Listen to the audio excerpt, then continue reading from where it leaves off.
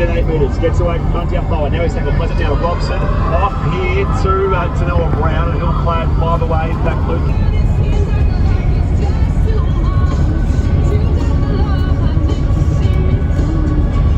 Safe drive. Yeah, you too, guys.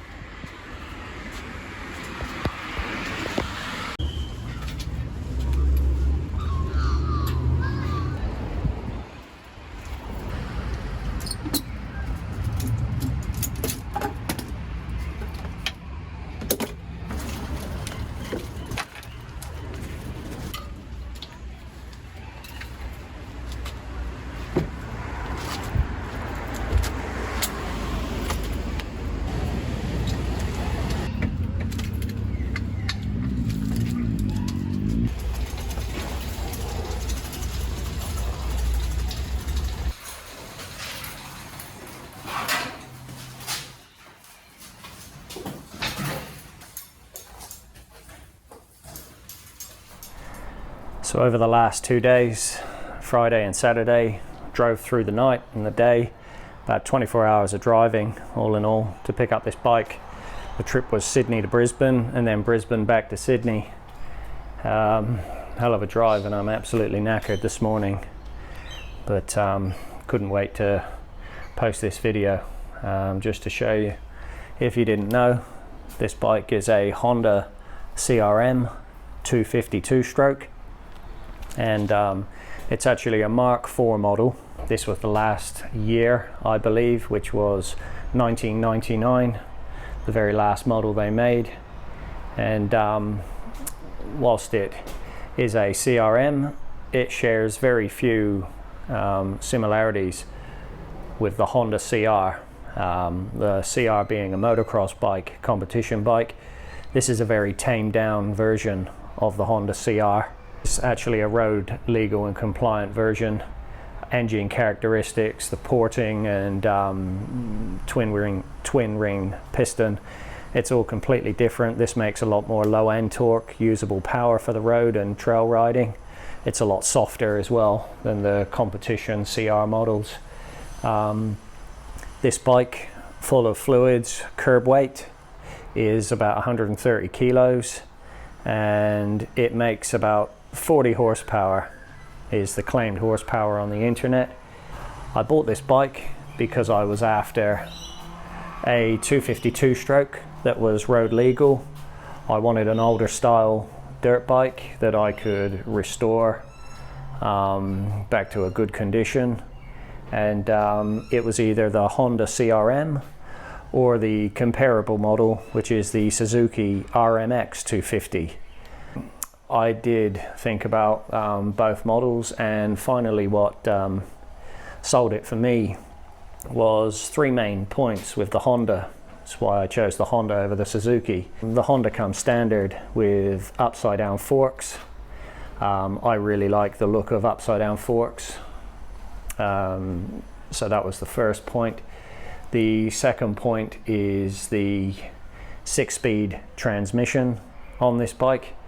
It's got a longer 6th gear for highway use, bit easier on the engine, whereas I believe the RMX Suzuki is a 5-speed. And the third and final point that sold it for me was the separate oil tank, which is down here. So it's not a premix bike in the same tank.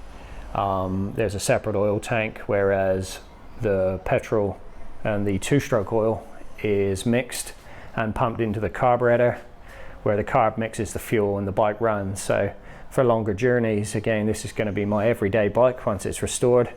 I should be able to get 3, 4, 5 tanks of petrol before I need to refill or top up the oil tank.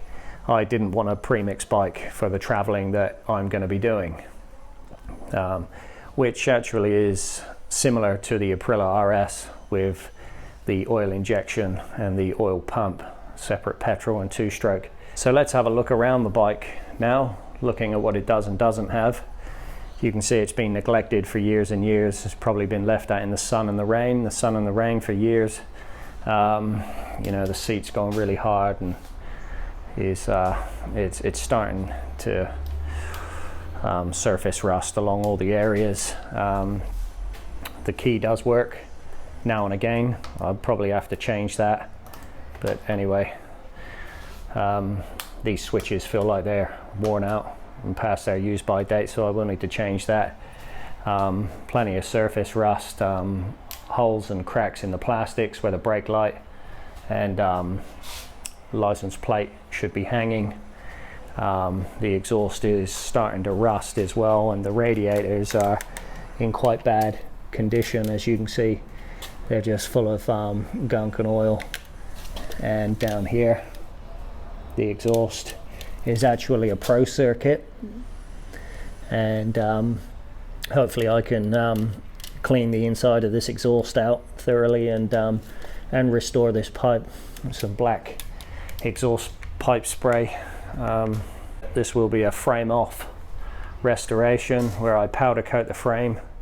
I'm actually looking to change the color of this bike from purple and white to the old style kind of Honda CR colors, where the petrol tank will be white, and then I'll have red and black plastics, just like the photo that I'll insert here. If I can, I want it to look as close to that as possible. Just moving around to this side. Again, the frame is in very bad condition. The chain here needs throwing away. It's still got something in it. It looks like it's the radiator or some old coolant in there. It does have a carbon on the bike. However, you can guarantee that it just needs taking off and pulling apart. Here's the power valve, which actually does move but feels really quite stiff. You can barely get it to turn.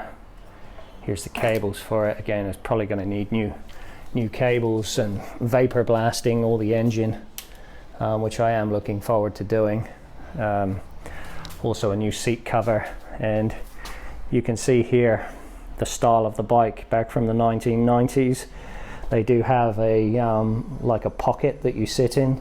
I'm going to see if I can add some foam to that and change the shape of the seat to kind of straighten out that pocket a bit, just so it looks a bit more modern. And we'll have to see at this stage, I'm not sure, but see if the Honda CR plastics will fit at least the rear mudguard and the front mudguard. I can work with this, and look, the aesthetic stuff is quite simple. If I need to order a new plastic kit from somewhere, I'll see if I can do that. That's the bike overall. Moving over to the spares that I got when I bought the bike, you can see that there's a front mudguard here. It has been resprayed in a light blue, but this will sand off. I did get a new, or another frame, a complete frame with the sail. Again, it's all the nuts and bolts are in the boxes over there, which we'll get to. It comes with a fairly good conditioned swing arm and rear suspension. This is all the shower stuff that come on these bikes, so it'll all need rebuilding and restoring. We got the original exhaust there, which is being re-welded. A spare rear brake caliper, and with an oil reservoir on the caliper there, connects to the caliper. Some spare radiators down here and some triple clamps that can go on the bike, on the frame, on a spare. 2 exhausts, they're the standard exhausts I believe, and 2 spare seats. I think with a bit of restoration and new seat covers, they should come up okay. A box here of bits and pieces. I'm unsure what all of this is. I can only guess at this stage, so excuse me if I'm wrong with my guessing, but that'll be your coil for your spark plug, I suppose, and we've got in there some light bulbs and other things. Spare disc and sprockets there, 2 spare sprockets. I do have 2 spare oil tanks here, 1, 2. This here looks like it could be for the radiator or something. I'm not sure. One red, 1 blue. I don't know what would go in these. Again, I've not restored any of these bikes, so I'm not sure what those tanks are for, but we will see. This looks like a counterbalancing gear of some sort. Some more gears there. It could be part with a spring on it. It could be part of the kickstart, possibly. Spare throttle. A whole heap of another throttle there and some cables. We'll see how much of that is reusable.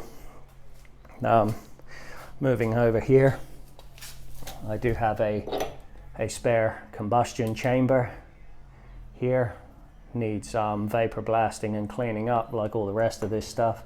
I do have the 3 engine cases, 1 and 2 and 3. They seem to fold together quite well. It is dirty, but I think under the dirt would be some good cases if they were cleaned and vapor blasted. I've got a spare crankshaft here, crank, and the alternator, I think, there. The carburetor manifold is starting to crack, so that's probably not going to be able to be used.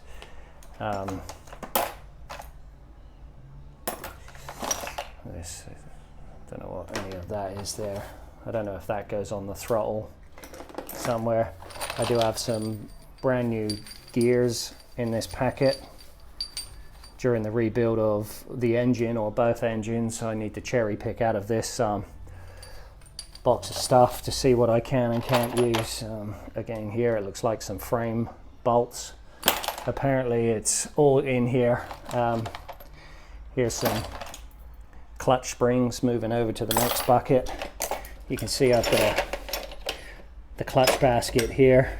Not much wear on the side of these walls, which is what happens to these clutch baskets. There is a bit of marking, but nothing I can feel with my fingernails. It comes with the clutch plates, and whether the clutch plates are new, they look relatively new.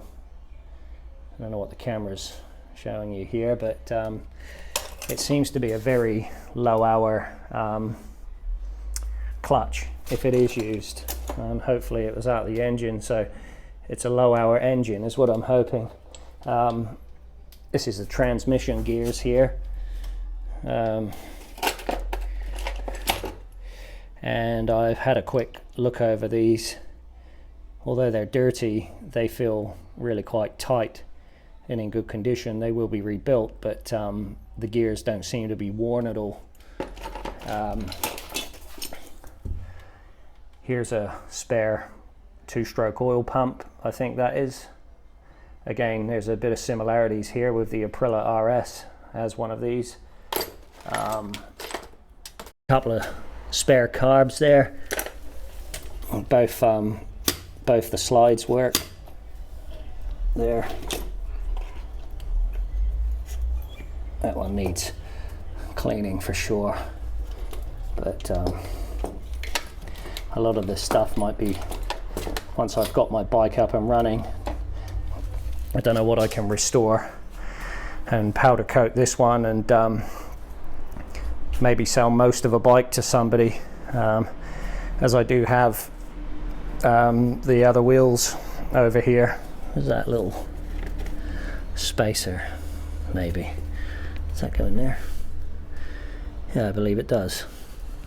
Kind of an anodized brown rim on the rear wheel there, and I've got the original purple front wheel, so back to the bike, you'll see I've got the purple on the back, and I could go purple on the front, or I could put the brown on the back and then keep the brown on this one. I'd actually prefer just the silver rims, but we'll see how we go with the Honda CR color schemes. It looks like there are no bearings in the wheel as well.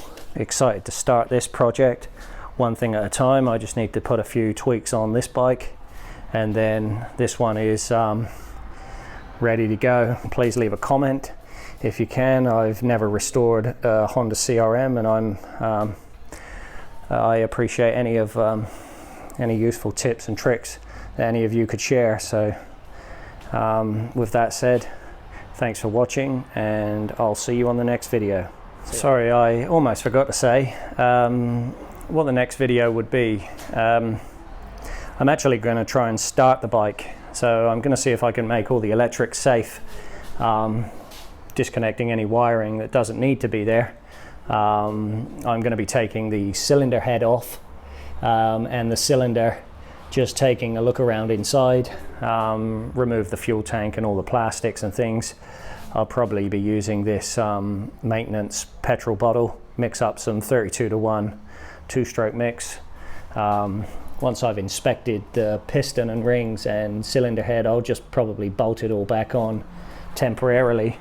Then I'll check the reeds and the carburetor, clean all of that out the best way I can, and then I might plug some of the fuel on there, the 32:1 mix, and see if we can at least temporarily get this bike started and some smoke out the back. So that'll probably be the next video of this, just a very small startup if we can. See ya.